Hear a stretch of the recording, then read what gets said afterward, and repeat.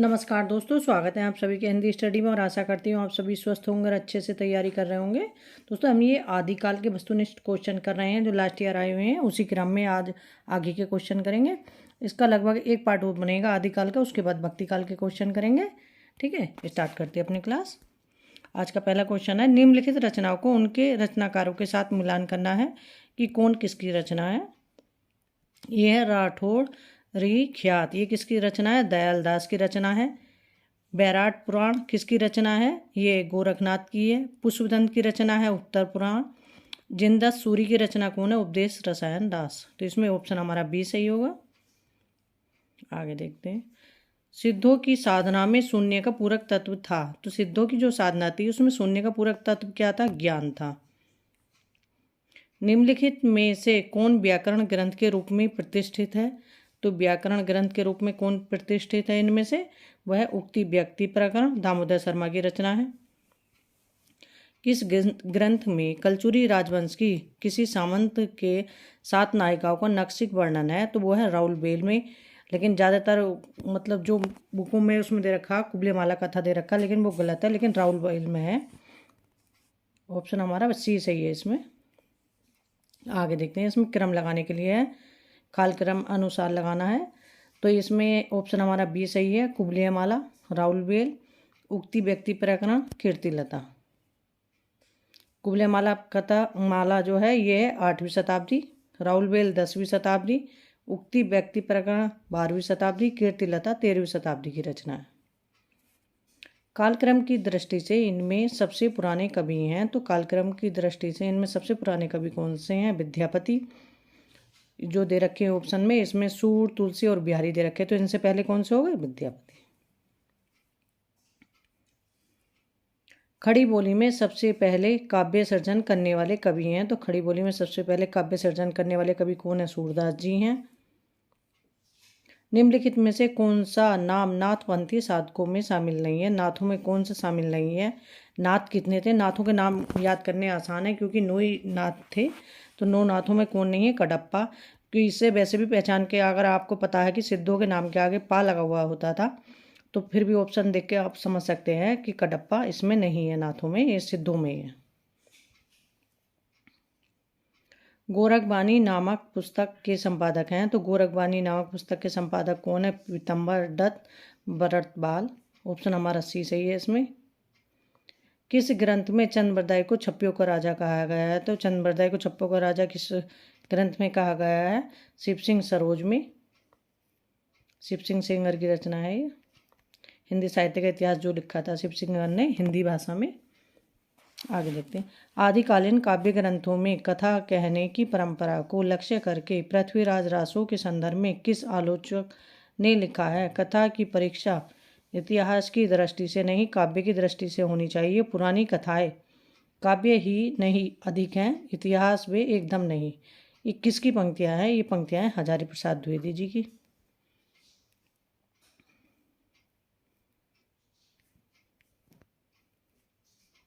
आगे देखते हैं, निम्नलिखित में से सिद्ध साहित्य के विषय में कौन सा कथन सत्य नहीं है? तो सिद्ध साहित्य के विषय में कौन सा कथन सत्य नहीं है? ऑप्शन हमारा डी है इसमें। सिद्ध साहित्य का प्रणयन पिंगल भाषा में हुआ। सिद्धों की भाषा पिंगल नहीं थी, संधा भाषा थी। क्या उनसी थी? संधा भाषा। जो सही है उन्हें देख लेते हैं। सिद्ध साहित्य का झुकाव सहज साधना की ओर है। सिद्ध साहित्य के प्रथम कवि सरप्पा हैं, ये भी सही है। सिद्ध साहित्य की रचना चर्यापदों तथा दोहा में हुई है। कोल ज्ञान निर्णय किसके रचनाकार हैं? तो कोल ज्ञान निर्णय किसकी रचना है? तो यह है मच्छिंद्र नाथ की रचना। निम्नलिखित में से अपभ्रंश प्रभावित हिंदी रचना कौन सी है? तो अपभ्रंश प्रभावित रचना कौन सी है इसमें से? भारतेश्वरी, बाहुबली, रास। शालिवास सूरी की रचना है ये। चारण साहित्य किस साहित्य का दूसरा नाम है? तो चारण साहित्य का दूसरा नाम है ये, रासो साहित्य का दूसरा नाम है चारण साहित्य। आदिकाल को सिद्ध सामंत युग किसने कहा है? तो आदिकाल को सिद्ध सामंत युग किसने कहा है? राहुल सांकृत्यायन ने। आदिकालीन हिंदी काव्यधारा में उपलब्ध नहीं है। तो आदिकालीन हिंदी काव्यधारा में उपलब्ध क्या नहीं है? सिख साहित्य नहीं है। सिख साहित्य किसमें आता है? ये संत साहित्य है ना।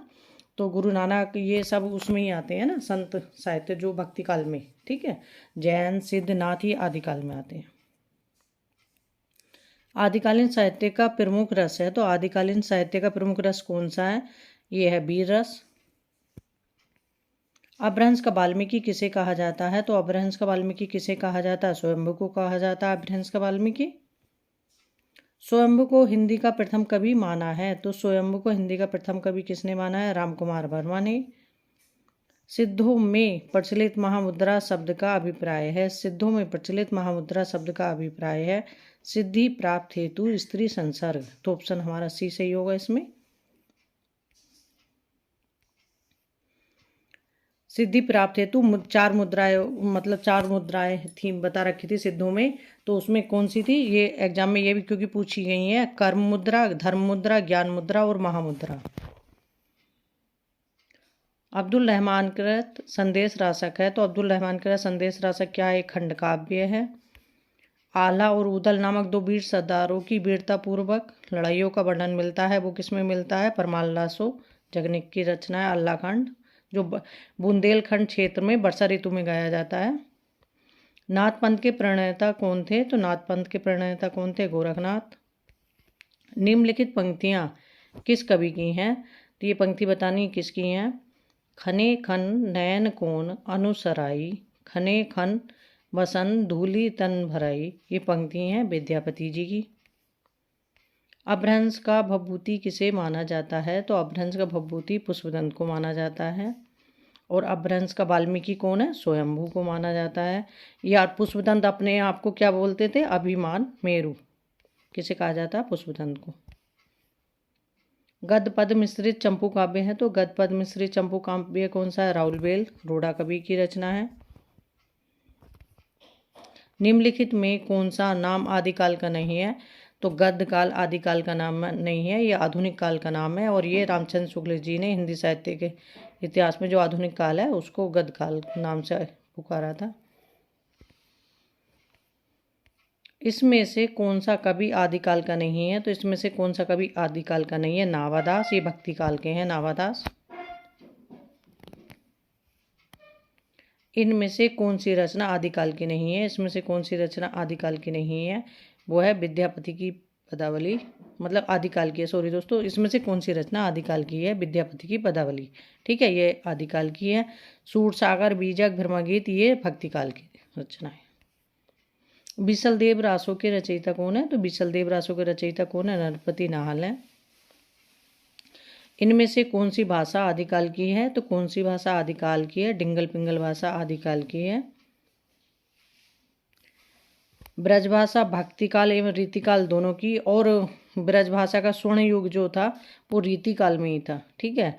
और अवधि भक्तिकाल और रीतिकाल, क्योंकि जो तुलसीदास जी हैं उन्होंने रचनाएं अवधि में भी की हैं और ब्रज दोनों में रचनाएं की हैं, और खड़ी बोली आधुनिक काल का सो युग था, ठीक है।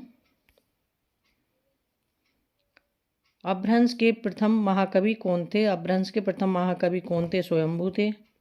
अपभ्रंश काव्य का सुप्रसिद्ध छंद कौन सा है? तो अपभ्रंश साहित्य का सुप्रसिद्ध छंद है पद्वरी। पुस्तक जल्लड़ हाथ दे चली गज्जम नृप का, जल्लड़ को कौन सी पुस्तक देने का उल्लेख है? तो इसमें ये जो बात कही है इसमें कौन सी पुस्तक देने का उल्लेख किया गया है? इसमें पृथ्वीराज रासो को। चंद्रोपाध्याय के पुत्र थे ना जल्लड़, जिन्होंने ये पूरी करी थी, पृथ्वीराज रासो। राजमती से रूटकर बिसलदेव कहाँ गए थे? तो राजमती से रूटकर बिसलदेव कहाँ गए थे? उड़ीसा चले गए थे, और ये वहाँ 1 वर्ष तक रहे। सन 927 कथा आरंभ बैन कवि कहा में 927 का ईस्वी सन क्या होगा? तो वो होगा 1520 ईस्वी, ठीक है। इनमें से किस ग्रंथ में लिखा है कि अग्नि परीक्षा के बाद सीता जैन धर्म में दीक्षित हो गई थी? तो पौंचर्यु जो रचना है स्वयंभू की, उसमें लिखा है कि मतलब सीता अग्नि परीक्षा के बाद जैन धर्म में दीक्षित हो गई थी। हिंदी साहित्य के 700 से 1400 ईसा के कालखंड को ग्रेयर्सन ने क्या नाम दिया? तो वो चारण काल नाम दिया था। और ग्रेयर्सन का कालक्रम, सबसे पहले कालक्रम जो शुरुआत करी थी वो किसने की थी? ग्रेयर्सन ने। 11 कालखंडों में बांटा है इन्होंने।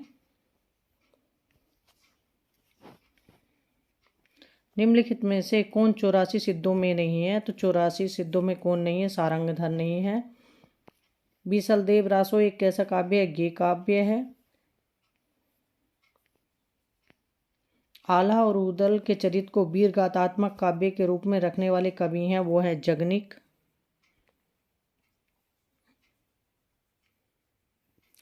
पंच पांडव चरितराज के रचयिता हैं, तो पंच पांडव चरितराज के रचयिता हैं शालिवाहन सूरी हैं ये। स्वयंभू की कृति का नाम है, तो स्वयंभू की कृति कौन सी है? पांचजन्य। पाहुन दौड़ा किसकी रचना है? राम सिंह की रचना है, मुनि राम सिंह की। और महापुराण किसकी रचना है? पुष्पतंत्र की। पद्म पुराण है महर्षि वेद व्यास की। भविष्यत कहा किसकी रचना है? भविष्यत कथा धनपाल की रचना है। मुकरी लिखने का सर्वप्रथम प्रयास किस कवि ने किया था? तो मुकरी लिखने का सर्वप्रथम प्रयास किसने किया था? अमीर खुसरो ने। संवत 1050 से 1375 की कालावधि में लिखे गए हिंदी साहित्य का वीरगाथा काल के रूप में नामकरण किसने किया? तो वो किया था रामचंद्र शुक्ल जी ने। 10वीं से 14वीं शताब्दी के साहित्य को किस विद्वान ने आदिकाल के अंतर रखा? तो वो हजारी प्रसाद द्विवेदी जी ने रखा था।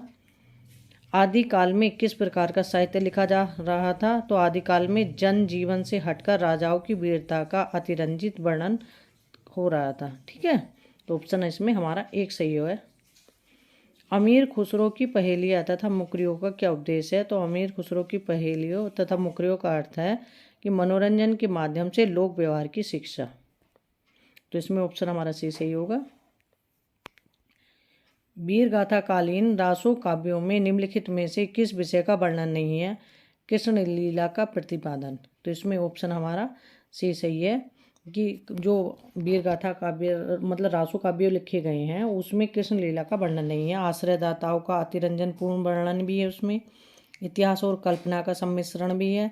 युद्धों का सजीव एवं गत्यात्मक वर्णन भी है। रासो ग्रंथ किस भाषा में लिखे गए? तो रासो ग्रंथ किस भाषा में लिखे गए? डिंगल पिंगल भाषा में लिखे गए। वीरगाथा काल के प्रसिद्ध प्रबंध काव्य का क्या नाम है? तो वीरगाथा काल के प्रसिद्ध प्रबंध काव्य का नाम क्या है? पृथ्वीराज रासो। विद्यापति के पद किस भाषा में रचित हैं? तो विद्यापति के पद किस भाषा में रचित हैं? मैथिली भाषा में।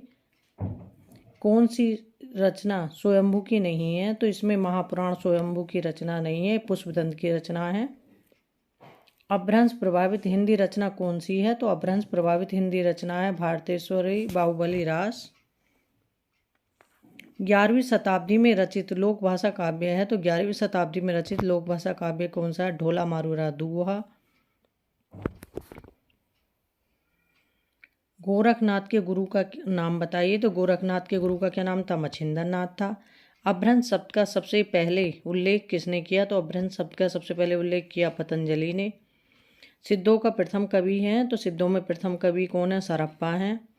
अभट्ट में शिक्षा शब्द के लिए कौन सा रूप मिलता है? तो अभट्ट में शिक्षा शब्द के लिए शिक्षा रूप मिलता है। ठीक है, आज के क्वेश्चन हमारे कंप्लीट हो गए। इसी तरह से अपने आगे के क्वेश्चन कंप्लीट करेंगे।